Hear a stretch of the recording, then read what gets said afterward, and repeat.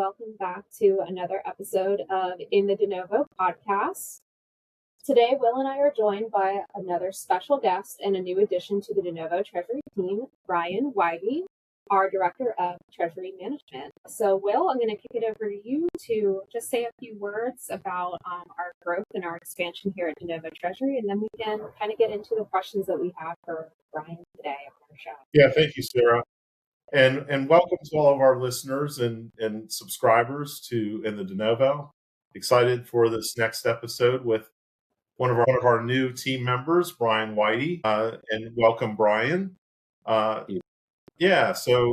as you've seen probably over the last few months, or if you've followed us on LinkedIn, or if you've watched the most recent episode, the DeNovo Treasury team continues to grow, and I'm very excited and grateful for that. And, it's allowed us to expand our services and expand our reach with our current customers and our prospects and leads. So we're very excited about that. And one of those additions is Brian Weide, as I mentioned. And Brian, to kick things off, could you walk us through your career path and what were the pivotal moments that led you to specialize in treasury management? Sure, happy to do so. Well, once again, I'm happy to be here and working with an incredible team that you've assembled, and it's fun to do this after being in banking for so many years. I won't mention how many; that would tell me my age. But I landed in this career kind of by accident. I worked in a mailroom at a bank in the town where I went to college. You got to have a job, got to eat, got to have gas for the car. And so I did that part-time and went to school. And after I graduated, they approached me and said, hey, would you be interested in this thing called cash management? Yeah, that's what it was called way back when. So I being a now hungry college graduate, I'm like, okay, let's look at this. And so I did. It was one of those where I was fascinated by it, and especially ACH, because it rolled up everything in operations, to kind of one central point, and then you can promote that and as a service to your clients. And the turning point, I think, was when someone had enough faith in me to move me to Kentucky to a community bank there and start a treasury program there. And that's kind of then led to the trajectory at other banks in the Midwest. And, I've led deposit ops, treasury sales, treasury product at some of those banks. And, I've had some tremendous mentors as well. And that also, at that bank, I had an amazing mentor, and that it kind of gave me the confidence to, make bold decisions and do things. So forever grateful to that bank that said, let's do it. Yeah. And we haven't shared a lot of our backgrounds. We should, because we have a lot in common, and certainly our paths. And not that I necessarily moved for a bank job, but it's interesting that a lot of people say their start in treasury management was by accident. It wasn't a career path we set off for. Banking certainly wasn't a career path that I set off for. It just kind of actually happened by accident, And I want to ask you at some point if you know Jerry Meyer, because you were up in that area of that, area. Actually, you were in Paducah, so maybe you don't know him. But anyhow, so great story, great background. I also started in ACH and check processing way back when. So you've seen a lot of change in the industry over the years, as I have as well. What do you consider to be the most significant shift in how financial institutions approach liquidity and cash management today? I think that's as the banks have recognized that Treasury is they're capable of generating fee income, and to also keep a loan only client or deposit only client a little bit closer to the fold, so to speak, and offer them the products that the bigger banks can offer. For quite a while, it was Treasuries and operations, that's the ops folks. And so it was not looked upon as really generating fees. But treasury management now is a solid foundation of banks for fee income.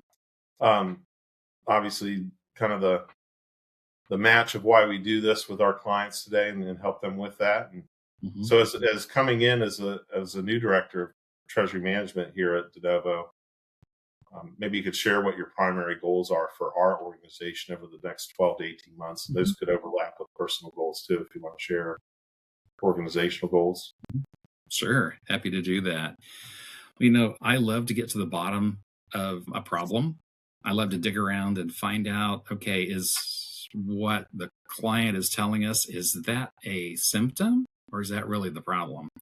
And sometimes it takes a while to dig down. And so my goal here is to help our clients uncover those issues and help them clarify their strategic direction or even create one for them or with them and address their policies, look at their pricing, evaluate their products, and actually give them some real answers that they can use and implement.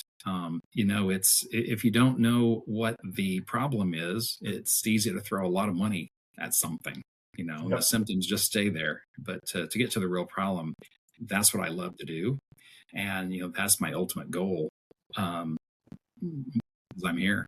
So. Yeah, and I would say you're in a perfect position for it because just coming into this organization, the industry, and even into treasury management, which I would also consider to be kind of an accident for myself. The best accident, of course, because I can't imagine working anywhere else besides DeNovo Treasury now that I've been here for over a year. But I can say that within that year and having FaceTime with our clients, consulting just by nature of being a very people-oriented product, service, thing that you're selling, the symptom versus the actual problem is absolutely a thing that I've seen over and over, and it's one that definitely amuses me from someone like I love psychology, right? So consumer psychology and buyer behavior are the two aspects that I love about marketing and the thing that gets me really excited about marketing. But those areas that you described are things that, or are themes that I've seen across almost every organization that I've ever worked in, and I have a feeling like aren't going to go anywhere, even if we have all of the best technology in the world. And as AI advances and we look for the future for all of these things that, like, you know, the promises of AI and advanced technologies, those are some certain things that kind of technology, or even having the best technology in the industry, aren't going to be able to solve. So having that skill set and having that mind frame of knowing how to look for that and getting people to open up and share with you on what those things are, I think, again, in my armchair opinion, makes a really good consulting.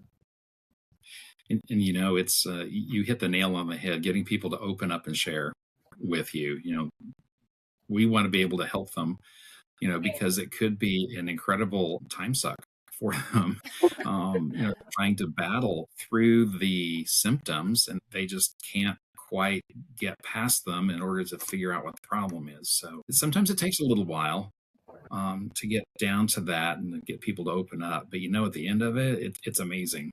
Yeah, 100%.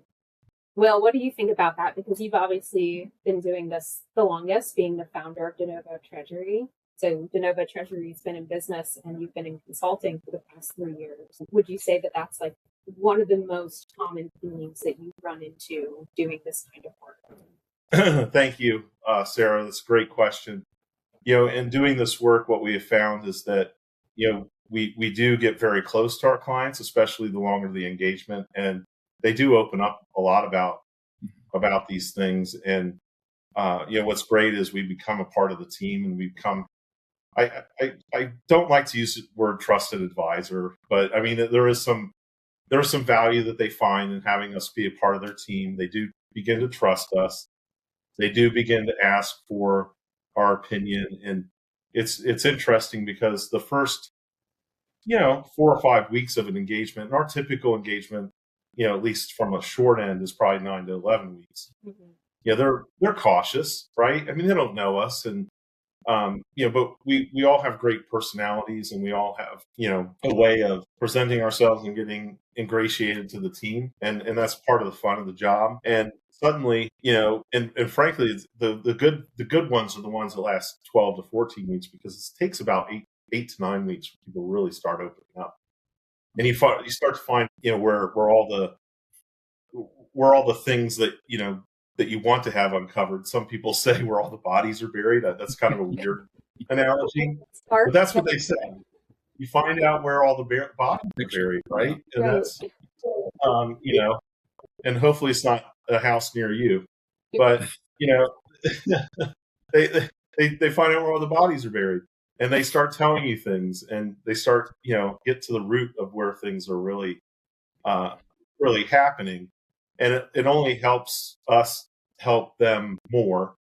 And, so that's a very good outcome when we're able to be with a client for a little bit longer. We get to know them. They get to trust us. Their guard comes down. They start to share some things that they might not normally share in a very short engagement. So, we like the intimacy of this process, especially with clients that are able to open up to us. And so the closer we get to the TM group, the ops group, the better. Now, there's been some engagements where, there's a lot of C-level involved, and sometimes the intimacy of that's lost a little bit. Doesn't mean the engagement's not great, but you definitely get more out of it when you're in with the troops, let's say. Yeah, that's a satisfying part of the work, for sure.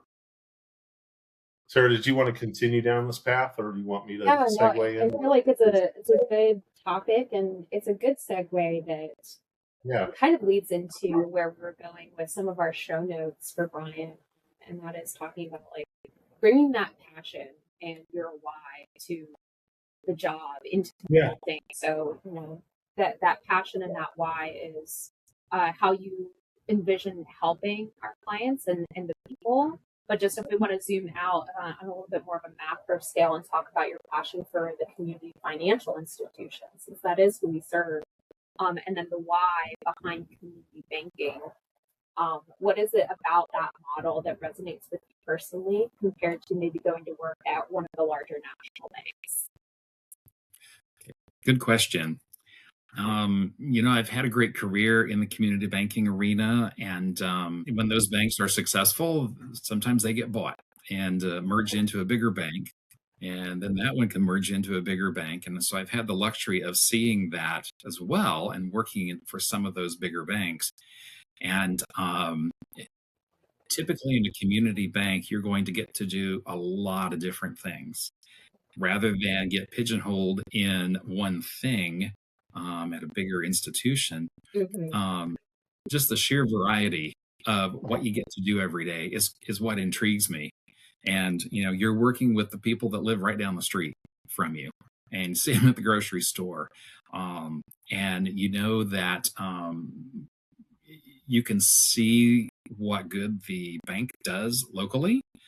So they gave a loan, and we have a new store on the town square, or gave a loan to a farmer that needed to plant his crops for that year.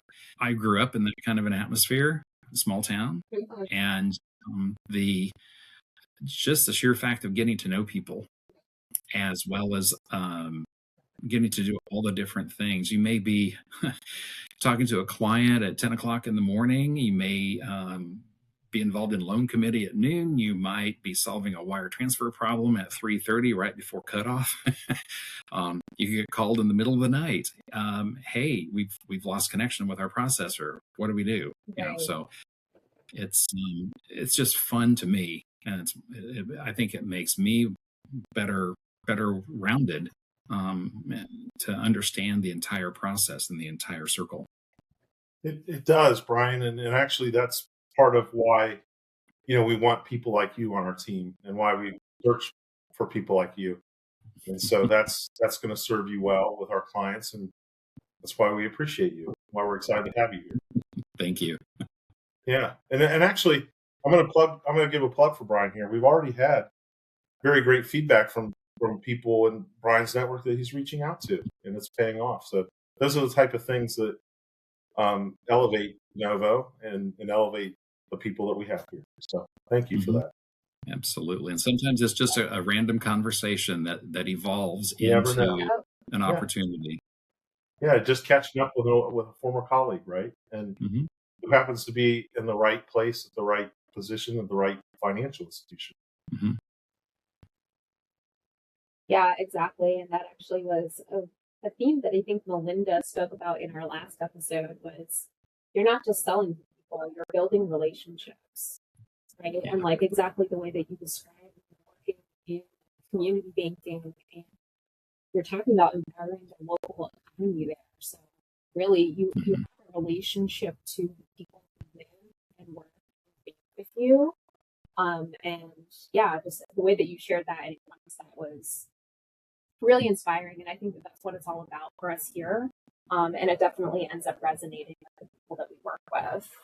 And I like what you were saying about not necessarily being pigeonholed into one area of the bank or one specialty in responsibility, because I keep seeing this other theme out there that community financial institutions are often facing resource hurdles that the larger banks might not necessarily.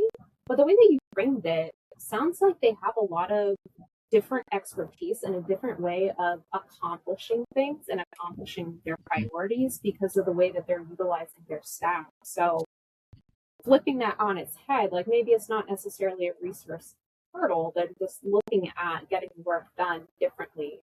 How would you say that might help community financial institutions leverage the people that they have, leverage the technology that they have to punch above their weight, so to speak? That's a great question. And I mean, that's a struggle that community banks have had since the beginning of time, how to compete and use their resources. And you're absolutely right. There are people that are at the bank that they have an incredible amount of knowledge. It's just sometimes they get wrapped up in the day-to-day things and they need a little assistance trying to get through the daily clutter, if you will. That's where I think we can come in and say, we'll help you. Maybe it's as simple as maybe you need something turned on by your core processor in order to do something automated that you're doing using a spreadsheet. Or do you have the right mix of products? Are you truly using the technology that you've had and you pay for? Sometimes it's just too much of a rabbit hole for them to go into, and right. It can be a little frustrating to them as well. So that's where we can come in and start looking at all of that and make some recommendations. And technology it's come so incredibly far. I still remember installing a 2400 baud modem with our first online banking clients back in the early 90s, and we thought we were pretty hot stuff. Excuse me? Say that again? I'm sorry. That was, you might have to translate for me. Some of the I was in the 90s. I was in the 90s, Brian. I was in banking in the 90s. I didn't understand that. So you've just flexed over all. Yeah, technology advanced then, even for the era. Yeah. Next thing you're going to be talking about magnetic tapes and CDs and CD-ROM was the bane of my existence when I became a product manager. I was my goal was to kill CD-ROM at every bank I worked at. And they still exist. You know this, right? Mm-hmm. And there are state agencies that still require to have a CD-ROM backup. Mm-hmm. And I just want to bang my head against the wall every time. Totally agree with that. I mean, you bid on a state contract, guarantee they're going to say we want, for audit purposes, a CD backup. Yep. It's like, well, Yeah. we retired CDs 10 years ago. What do we? It was, so they find out how to get the damn CDs up and running again. Yeah. Well, that's the way they've always done it, and maybe they don't know of any other way to do it. If they do, they just don't want to spend the money on it. That's a lot of it right there. But and maybe we can help that community financial institution Yes, we do could. the business case with that client and go, well, this is what we can do. It's more secure. Give you a transmission, online banking, whatever it is, and so nobody has to sit there and create that CD-ROM. So I'm with you. Whose fault is that? Is that the bank's fault? Is that the state's fault? Is that the salesperson's fault? It's hard to put the finger anywhere. It's a variety of things, It's all right. Bunch of compounding questions. That was actually a beautiful segue into the next question in the show. It is, isn't it? So, Brian, from your perspective, let's talk about an emerging trend in Treasury. Whether it's real-time payments or AI or something to do with security that you believe community banks must embrace to stay competitive. Absolutely. Brian's answer, it's not CD-ROMs. No CD-ROMs. It's not magnetic tapes either. And it's not magnetic tapes. Did you have to change magnetic tapes? I have. And I've actually sat in one of the banks where we had the wire recording machine, on the tapes, and we were sitting there one day, and suddenly it decided to just start spewing tape all over the place. That was fun, and it was like, what other technology do we have so we don't have to do that? But they'd always done it that way. I had to fill in for a courier and run a couple to the Fed. Our facility was so close to the Fed on purpose, right? And that's just the way that you did things. We were less than 2 miles from the Fed. Yep. Go back to that question. AI is an amazing tool. It'll never replace the person, I hope. But there's still so much more to learn about AI and so much more to come that I think is still a little mysterious. And I think the biggest thing that a community bank could do right now is to look at real-time payments. ACH has been around since the 70s. It works. It's great. And with real-time payments, it introduced another payment rail.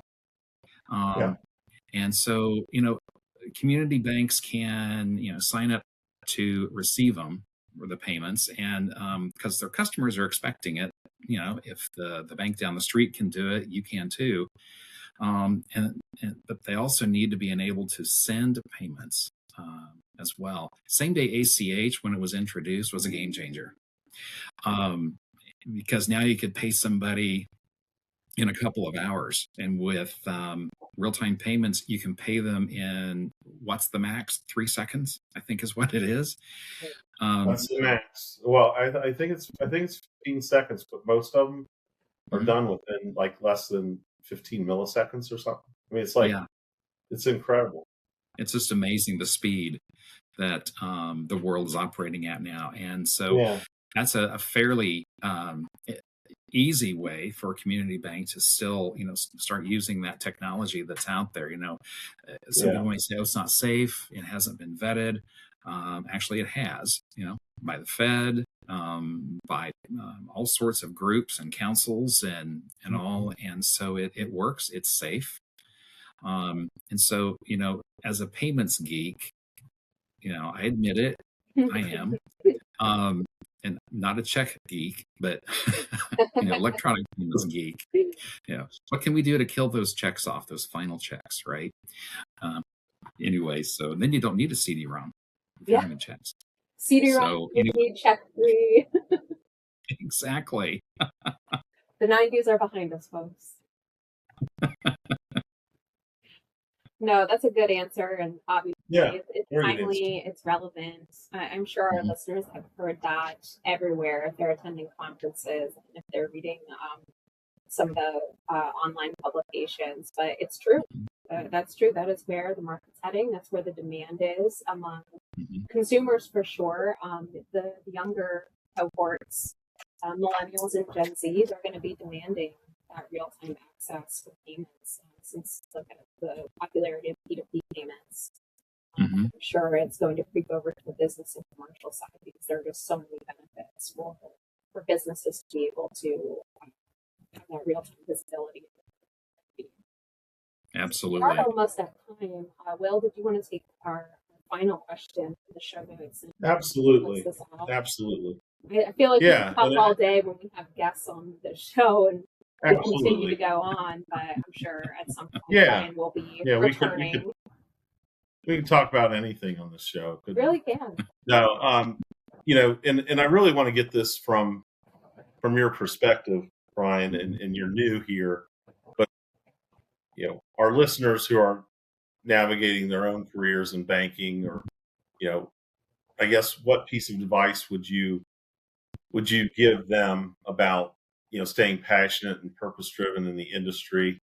um you know and what might you say about that? You've been in the business for a long time, you've made career shifts. One of those is like, hey, you've gone into consulting now too, so what might you say to someone? The biggest thing, it's stay inquisitive, and by that I mean ask questions. Raise your hand if you don't understand something. Speak up. Make your presence known, and when opportunities come knocking at the door, look at them. You don't want to get stuck in a rut. And as you learn all you can, whether that's from peers, mentors are really important as well. By learning all of that, you're going to be a great asset to the company that you're working with and for, and also to your teammates. You'll always be in the know, so to speak, so that there aren't any surprises. I'm one of those guys that I don't like surprises, so I don't even like surprise birthday parties. So don't give me one of those. But if you're informed, you're better equipped to avoid surprises. So really, that's the underlying thing: stay inquisitive and be informed. Yeah, that's a great piece of advice, and I guess too, as you've advanced through your career, I'd be interested to know, thought that you've put into, or how you've been able to manage moving from organization to organization too. I think that's advice that people probably would like to understand too, if you don't mind sharing about that real quick. Well, sometimes in a merger, you're forced to move on to the next generation. Some of us have to do that. Yeah, that does happen. But but talk about how you navigate something like that very quickly. Absolutely. And, so because you've been able to survive those things. They're not. Yeah. I have a couple of those, and you reach out to your peers and reach out to your friends, wherever they may be, in any of your professional groups, and say, hey, my position's being eliminated. Do you know of anything that might fit my qualifications, and not just exactly the same thing that you did at that place? Maybe they see you doing something different. Maybe there's another opportunity that pops up, and so the biggest thing is look at it. As I have progressed through my career, whether I needed to find a job because of a merger-related activity, or I wanted to increase my knowledge, move up the career ladder, always look at when someone approaches you and says, "Have you thought about doing this?" And I've been really fortunate, as I've been able to move up the ladder at several different banks by doing that. And you just need to understand what your career goals are. Where do you want to be? Do you want to live in an exotic place? Great. Look for a job there if there is one. But those are all the things that start coming into the personal preferences and all. But from a career standpoint, never say, I'm not interested. And be inquisitive. I mean, that's, again, it goes back to that, ask questions, find out. And having those connections is always important. And I'll just say to our network and our subscribers and our constituents out there, hey, when you have a friend, a colleague that's in this situation, it's not taboo to reach out. Okay, you should. Early in my career, I was always hesitant to reach out to somebody who's in that position, but they need your help, and you should. You shouldn't just it's not a cancer. Okay, you just go out and reach out. It's not taboo. Help them out, even to just say hello and check in and see how they're doing. It goes a very long way. And I mishandled some of those things early in my career when somebody's in this situation. But I'll tell you, you should go out and help because you might be in the situation someday. That's and right. Just help build out your network. So Absolutely. That's advice that we can share. Always want to give some nugget in one of these things, and that's a good one to get. Anyway, that's a good one to get. I think it's a good one to get. And a good one to give. Yeah, so It's been a pleasure having you on, Brian. Thank you for sharing your wisdom and your insights. So as always, please share, subscribe. You can visit our website, link down below of this video, and we will see you next time. Hello, and